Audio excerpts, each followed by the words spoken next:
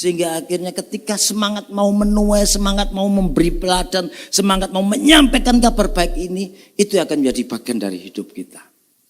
Lalu ada teladan yang paling baik tentang bagaimana seharusnya pemenang yang ada itu. Tidak ada cara lain, teladan itu adalah Yesus Kristus Tuhan sendiri.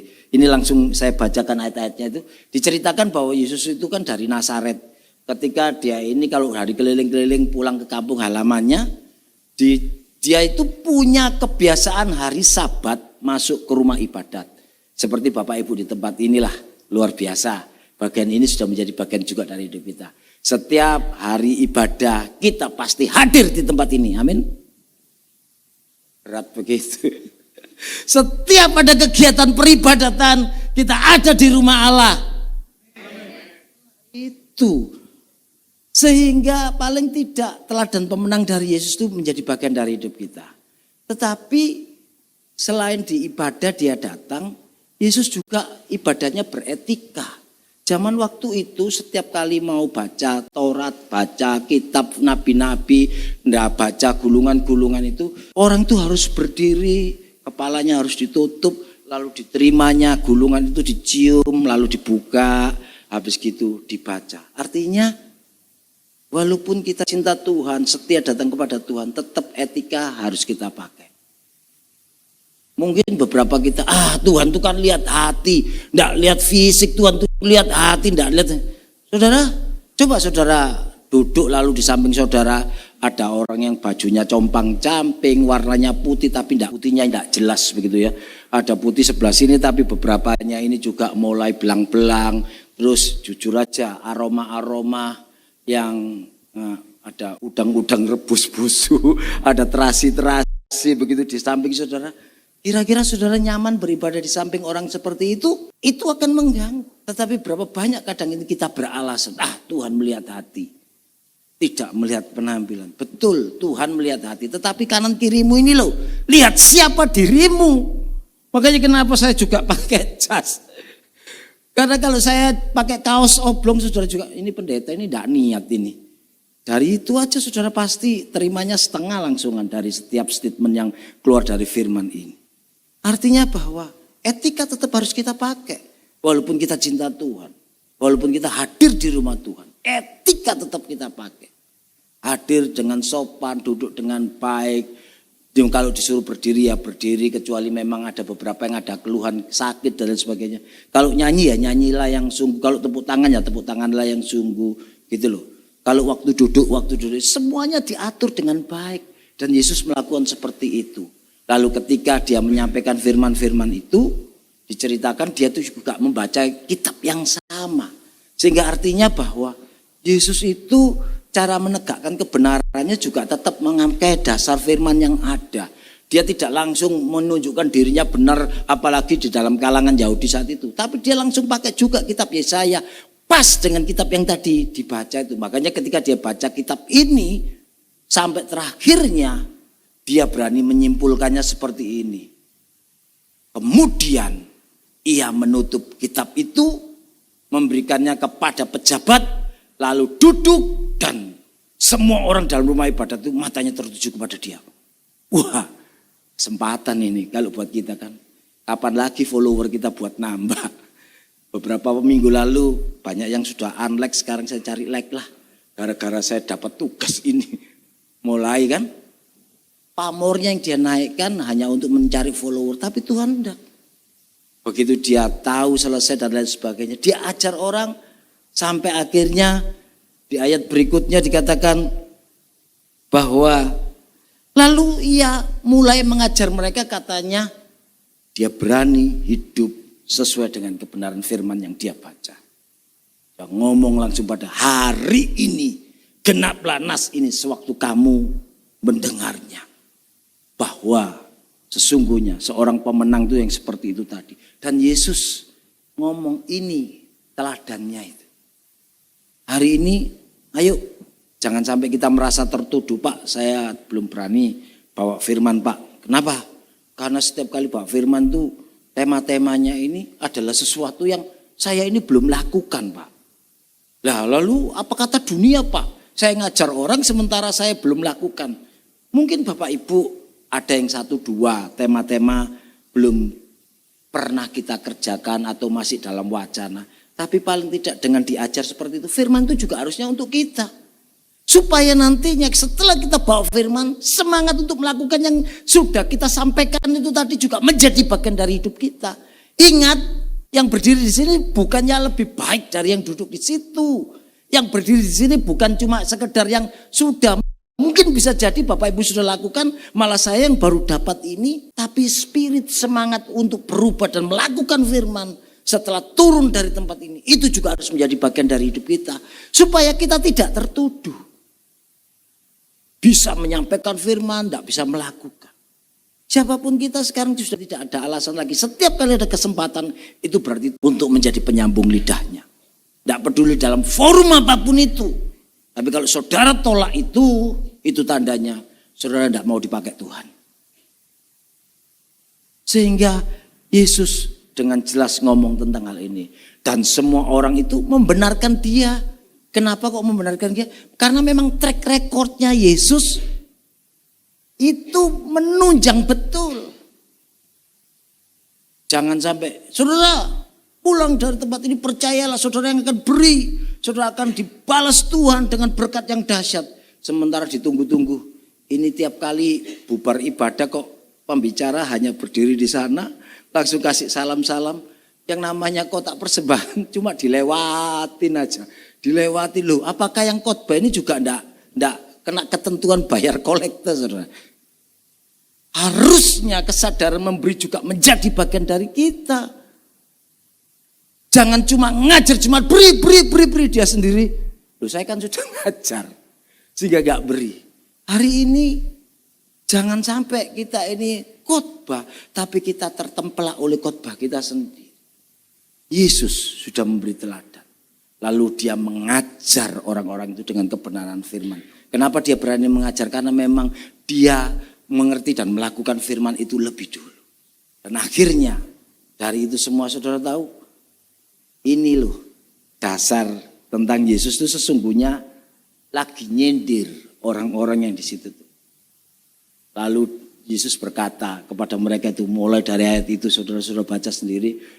Hai tabib-tabib, kan biasanya ngomongnya jemaat begitu. Sebelum kamu ngomong, ayo sembuhkan dirimu, bikin mujizat dulu di kampungmu, baru aku percaya. Dan Yesusnya, aku berkata kepadamu, sesungguhnya tidak ada nabi. Ini ayat-ayat yang biasanya dipakai oleh teman-teman ketika khotbah di kampung halamannya, kan hatinya agak keder-keder begini tuh saudara. Karena kalau aku khotbah di sini orang-orang semua pada tahu kartuku ini. Aku mati sudah di sini, tidak bisa ngomong apa-apa ini. Aku mau ngomong semangat, bangunku siang-siang. Aku mau ngomong rajin, seringkali aku ini cuma minta tolong orang untuk ngerjakan, aku tidak pernah kerjakan. Kan seringkali kan kita kena tampil seperti itu.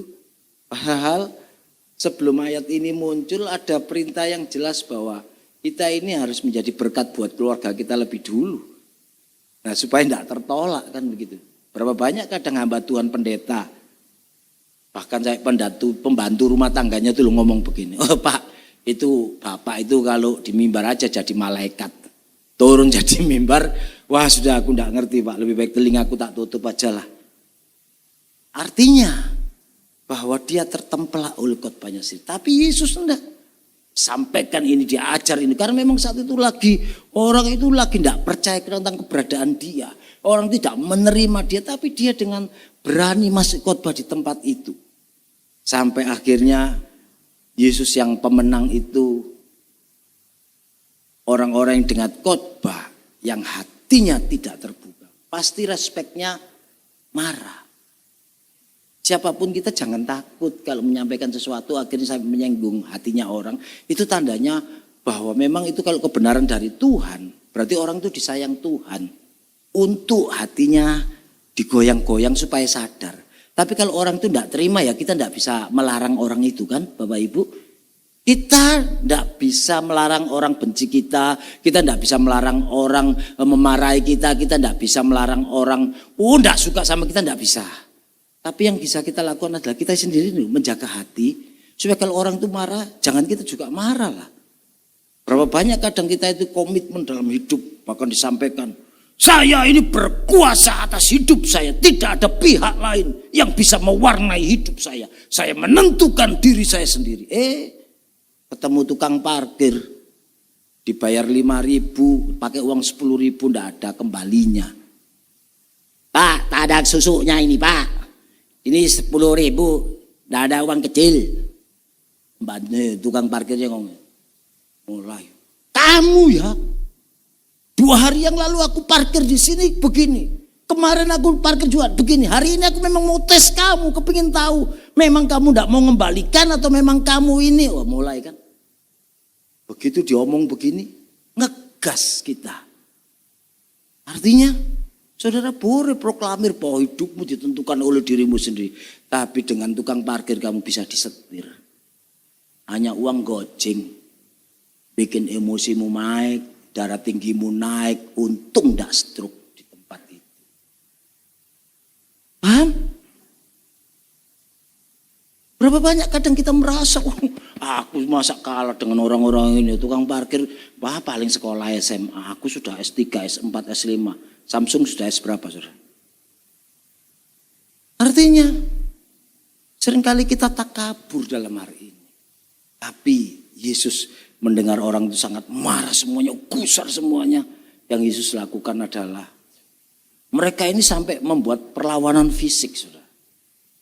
Tetapi mental karakter orang pemenang, ingat ayat yang tadi, bahwa perjuangan kita bukan melawan Manu.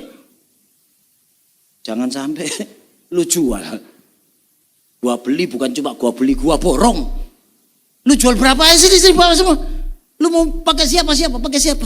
Gua ndak akan mundur sedetik pun, sedetik aja ndak mau mundur, apalagi selangkah. Bayangkan saudara, lupa bahwa pemenang itu lawannya bukan manusia. Memang ada orang-orang yang dipakai oleh situasi keadaan untuk membuat hati kita gusar. Tapi sekali lagi kembali, dikatakan orang ini sampai perlawanan fisik terhadap Yesus. Tapi yang Yesus lakukan adalah, ia melewat tengah-tengah dan menghidup. Karena kita tidak bisa paksa orang itu setuju dengan ide kita. Kita tidak bisa paksa orang itu sesuai dengan dia. Oleh sebab itu apa yang bisa kita lakukan sekarang? Ayo dikatakan demikian, cara jadi pemenang. Kita semua sekarang mengerti bahwa tidak ada cara lain. Kalau kita mau kepingin jadi pemenang, hidup dia harus mau dipimpin oleh Roh Allah. Tahu bagaimana pimpinan Roh Allah, kepingin tahu rambu-rambu Allah itu bagaimana dan sebagainya. Ya, setiap hari pelajari firman. Setiap hari kalau ada kegiatan-kegiatan peribadatan datanglah. Setiap hari kalau ada media-media sosial online-online yang ada firman, ikuti. Supaya itu membuat kita itu punya rambu-rambu, punya pegangan, punya tuntutan, punya halauan. Sehingga kita tidak salah. Dikatakan semua orang yang dipimpin Roh Allah adalah anak Allah. Bukan berarti kalau saudara sudah berbahasa roh, yang belum berbahasa roh itu bukan anak Allah. Bukan. Ternyata hanya ketika orang itu nurut dengan Allah. Mau hidup sesuai dengan karakter Allah, mau hidup dengan sesuai dengan seleranya Allah, itu tandanya orang ini adalah anak Allah. Bahkan di ayat 13-nya dikatakan demikian, sebab jika kamu hidup menurut daging, sudah otomatis orang emosi, saudara ladeni emosi, orang malah, saudara ladeni orang marah. Baru kalau dia tersenyum, saudara baru tersenyum. Coba kalau dia pasang muka kayak kuda. Saudara ngajar nih, Aser tahunan apa enggak pernah dididik ini sama gembala di sini, kok mukanya enggak bersahabat. Saudara, apa hak kita? Dia mau muka kuda nil, mau muka gajah, mau muka jerapah, urusan dia. Yang penting muka kita kan.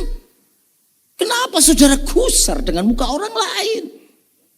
Jangan-jangan selumbar di mata orang lain lebih jelas daripada gajah yang kongkoh di depan mata kita.